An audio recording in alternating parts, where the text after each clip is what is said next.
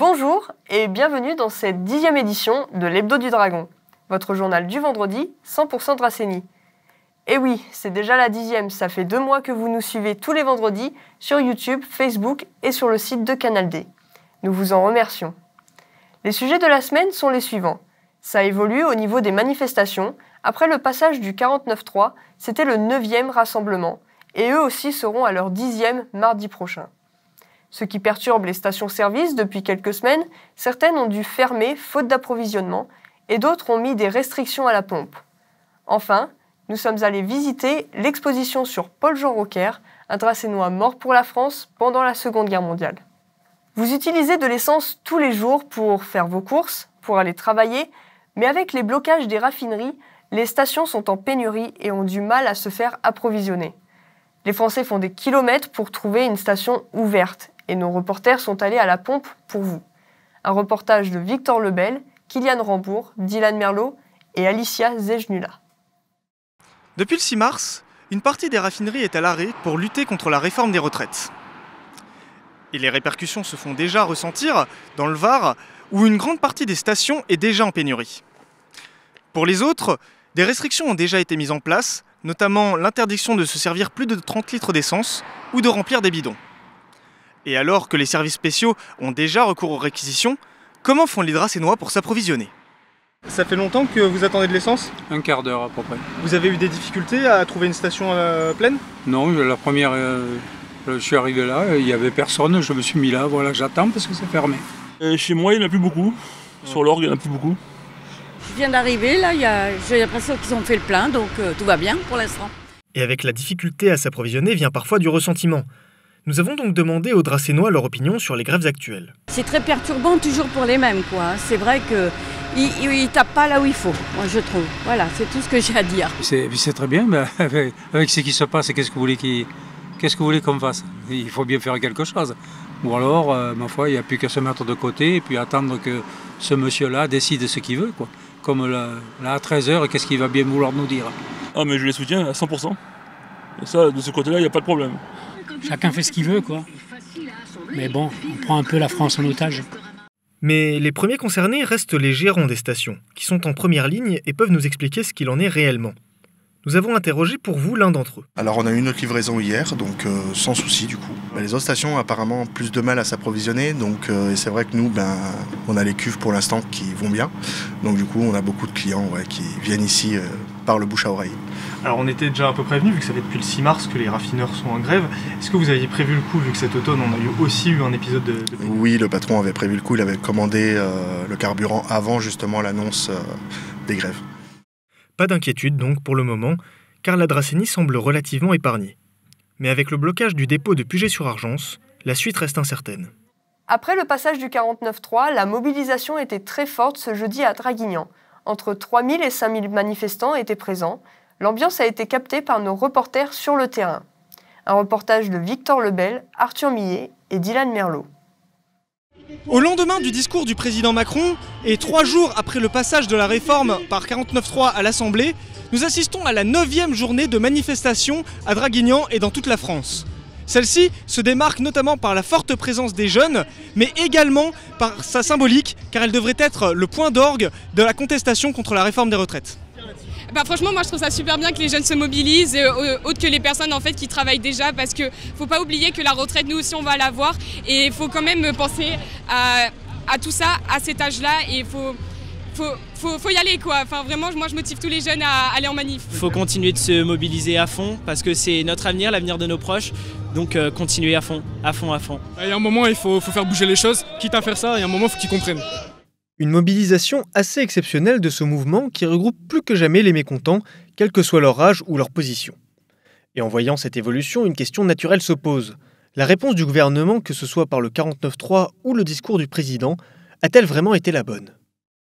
Je trouve qu'il méprise complètement ce mouvement, qui est un mouvement du peuple, qui est un mouvement qui vient du bas, qui exprime son mécontentement, qui voudrait un référendum, qui voudrait dire aujourd'hui qu'on n'a pas envie de cette réforme des retraites, que peut-être d'autres choix sont possibles, que encore et encore sanctionner les gens qui travaillent, les gens qui sont là pour faire tourner la France aujourd'hui. La réforme elle est passée avec un 49.3, donc pour nous la réforme elle n'est pas légitime parce qu'elle n'a pas été votée démocratiquement. La démocratie elle est ici, elle va s'exercer au quotidien, on va aller jusqu'au bout, pour nous la réforme elle n'est pas juste. Voilà, on a certains qui ont été missionnés par le capital pour défendre effectivement une réforme qui n'est pas juste et qui ne convient surtout pas à l'ensemble du peuple français. Donc nous la réforme déjà elle n'est pas légitime. De deux, ceux qui l'ont décidé, on peut aussi discuter de leur légitimité, de la manière dont ça a été mené. Nous, pour nous, la seule légitimité, c'est les citoyens. Je pense que les citoyens ont un pouvoir, il faut qu'aujourd'hui, ils en prennent conscience. Et les citoyens semblent vouloir exercer ce pouvoir de plus en plus. En effet, les récents développements ont amené à une multiplication d'actions plus ou moins isolées et indépendantes de l'intersyndicale à travers la France. Actions qui ont pu parfois dégénérer en violence ce week-end, mais ce durcissement du mouvement est-il réellement souhaitable ? En soi, je pense que c'est quand même important de montrer la colère du peuple, même si on doit utiliser des moyens assez extrêmes. Au moins, ça montre qu'on est là et qu'on veut changer les choses, et c'est hyper important. Moi, je trouve ça normal, parce qu'à défaut de...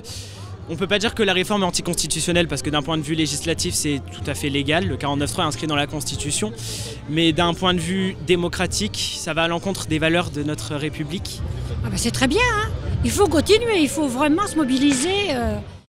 Finalement, cette 9e journée de manifestation aura été la plus grande jusqu'ici, avec 5000 personnes réunies à Draguignan selon les syndicats et 3000 selon les forces de police.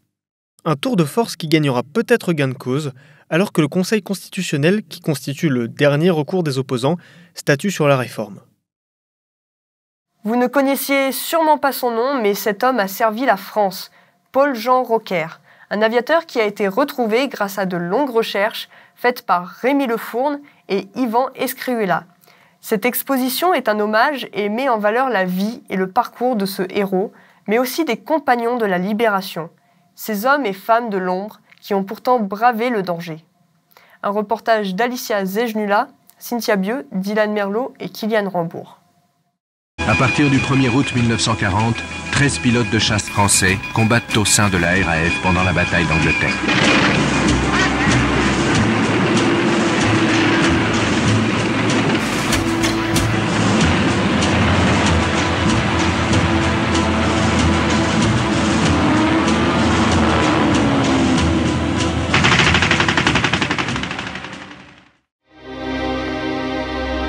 Dans la chapelle du Bon Pasteur, du 14 au 25 mars a lieu une exposition sur un Dracénois méconnu puis retrouvé, Paul-Jean Roquer, un aviateur mort pour la France. Organisée par l'Union nationale des combattants et l'Association nationale des officiers de réserve de l'armée de l'air et de l'espace, cette exposition sert de mémoire pour ces hommes de l'ombre. Il y a à peu près dans 3 ans, une association qui s'occupe de la mémoire des forces aériennes de la France libre a été sur un projet de création d'un mémorial en Normandie. Et sur ce mémorial, 123 noms. 123 noms d'aviateurs des forces aériennes françaises libres qui ont disparu en mer, donc qui n'ont pas de sépulture et qui pour la plupart n'ont pas de nom sur un monument aux morts. Et ils ont contacté les villes d'origine de ces aviateurs. Et il se trouve qu'il y avait Paul-Jean Roquer, né à Draguignan en 1916. Et c'est à partir de ce moment-là que j'ai commencé à faire des recherches pour effectivement connaître cette personne-là. Et je me suis vite aperçu que je n'étais pas le seul, parce qu'en fait, j'ai un collègue qui est donc président de l'Union nationale des combattants de Draguignan, qui lui avait entamé des recherches sur les compagnons de la libération dans le Var. Et l'idée nous est venue effectivement d'exposer effectivement de mettre en valeur cet aviateur. Nous avons mis en place donc tout ce qui concerne la vie des forces aériennes françaises libres. Ensuite, on a essayé de faire un zoom sur les Varois. Les Varois, les aviateurs varois qui effectivement ont participé à cette aventure. Il est né à Draguignan, il est né dans la préfecture de Draguignan le 30 août 1916. Et pourquoi il est né dans la préfecture? Tout simplement parce qu'il était le fils du préfet Paul-Théodore Roquer, préfet du Var de 1914. En 1937, après de belles études, donc il aura une licence de droit, une licence de lettres, un beau gabarit qui fait déjà 1,80 m pour l'époque, c'est important. Et il décide de s'engager au titre de l'école d'infanterie et des chars de combat qui se trouve à Saint-Mexan. Il s'engage comme élève officier de réserve. En 1939, après la déclaration de guerre en septembre, il sera blessé en fin d'année. On ne sait pas très bien pourquoi. Il sera évacué sur l'hôpital de Nice. Et à ce moment-là, il apprend que l'armée de l'air recherche de jeunes officiers pour intégrer l'armée de l'air et pour devenir navigateur-observateur sur des bombardiers. Juin 1940, c'est la débâcle. Et là, l'ordre de repli est donné. Et à ce moment-là, il va descendre sur Pau, retrouver son épouse. Il est avec ses compagnons. Il rejoint aussitôt Saint-Jean-de-Luz. Il se met en uniforme polonais et il espère à ce moment-là pouvoir embarquer sur les bateaux qui rejoignent la Grande-Bretagne. Et le 23 juin, il fait partie des premiers éléments à débarquer à Plymouth et à rejoindre donc la France libre. Il est un des tout premiers à rejoindre la France libre. Sur ce Sobieski, la particularité, c'est qu'on trouve sur ce bateau le premier noyau dur de ce qui va devenir les Compagnons de la Libération. Le 15 mars 1943, au cours d'un périple, donc après avoir embarqué à Suez avec son épouse, il avait pour ordre de rejoindre, comme toutes les unités des forces aériennes françaises libres, de rejoindre la Grande-Bretagne. Début mars, ils sont à Durban, en Afrique du Sud, et à ce moment-là, ils embarquent sur un bâtiment, c'est un paquebot transformé en transport de troupes, l'Empress of Canada. Le 13 mars, à 23h, le bâtiment est torpillé par un sous-marin italien, le Leonardo di Vinci. Une deuxième torpille, le bateau coule, les naufragés sont à la mer, le couple se trouve en mer, ils sont 26 autour d'une planche qui fait 1,50 m sur 2 mètres. Le lieutenant Paul-Jean Roquer dégrafe son gilet de sauvetage, le donne à quelqu'un d'autre et se laisse descendre au fond de l'Atlantique. Son épouse sera récupérée quelques heures après par un bâtiment britannique. Elle sera évacuée sur l'Afrique du Sud, puis elle rejoindra ensuite la Grande-Bretagne où elle va retrouver les compagnons de son mari qui ont fait le voyage pour recréer les forces aériennes françaises libres en Grande-Bretagne. C'est un parcours assez exceptionnel. C'est une grande histoire d'amour. Ce n'est pas forcément une histoire de guerre, mais c'est l'histoire d'un homme qu'il convient de mettre à l'honneur. C'est un Dracénois né à Draguignan, oublié de tous. Et aujourd'hui, j'ose espérer que tout le monde aura à cœur de connaître ce parcours exceptionnel, ce compagnon de la Libération, fait compagnon de la Libération en 1945, 1038 compagnons, Draguignan à son compagnon. Pour que l'on se souvienne de ce héros mort pour la France, son nom a été ajouté à la stèle devant l'hôtel de ville et une allée portant son nom a été inaugurée au parc Chabran. Vous avez jusqu'à samedi pour la visiter de 10h à 16h30 à la chapelle du Bon Pasteur, à côté du musée des ATP. Et sans transition, après les avions, les ballons, et je vous laisse avec Mathieu pour la rubrique sport.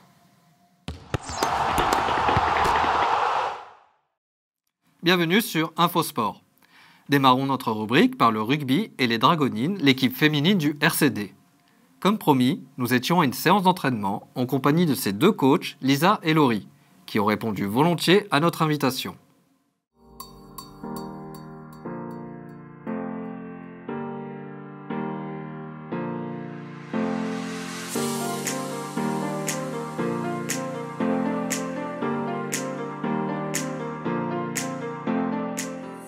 Moi, je suis Lisa, je suis la coach des féminines. Essentiellement joueuse, enfin début de saison potentiellement joueuse, ça n'a pas abouti suite à ma grossesse, mais du coup c'est moi qui gère les filles à tout point de vue, niveau de la communication, niveau des entraînements, des matchs. Alors concernant les filles, on a été nombreuses en début d'année, un peu moins maintenant. La force de l'équipe, ça va être vraiment un noyau dur, où on a des joueuses de qualité qui sont plus âgées et qui ont de l'expérience, qui ont joué dans d'autres clubs à d'autres niveaux. Et notre faiblesse, ça va être justement qu'on a eu beaucoup de nouvelles aussi qui n'ont jamais joué.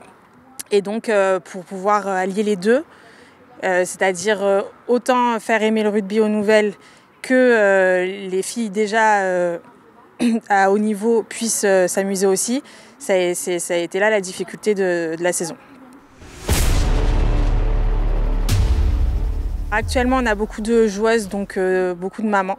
Ce qui va nous manquer, nous, je ne dis pas être maman, mais plutôt de la jeunesse. Donc on va chercher à ce que l'équipe elle puisse durer dans le temps, donc pour les saisons prochaines, et donc trouver des filles plus jeunes qui ont moins aussi de contraintes qu'une maman. Voilà, quelque chose un petit peu de jeunesse dans le club.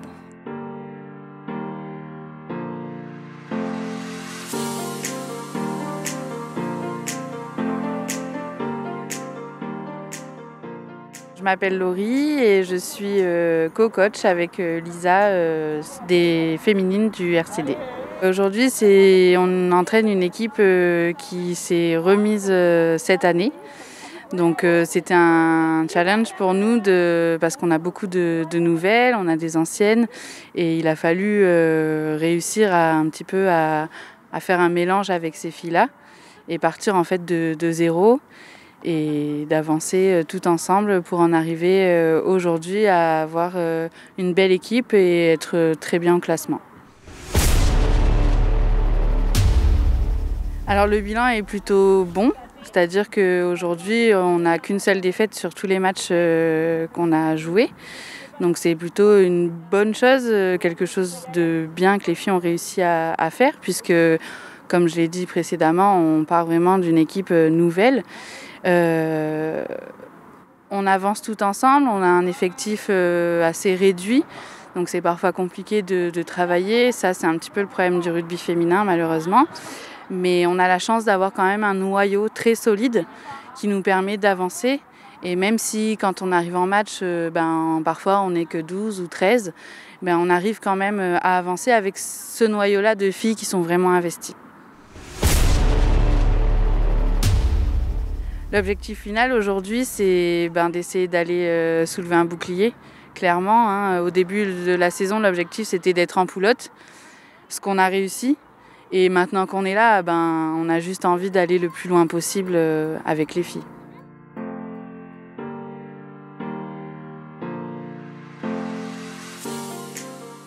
Je m'appelle Marie Martinez, je travaille au rugby club en alternance avec Campus 2023 pour la Coupe du Monde de rugby. J'ai 20 ans et c'est ma première année au rugby club Draguignan en alternance et ma 3e année de rugby. Moi je m'appelle Jade Bedjil, j'ai 17 ans et ils ont dû faire un surclassement pour que je puisse jouer en senior parce que je joue en cadette à La Valette. Et du coup surclassement plus double licence. Et je joue ici, en poste de centre.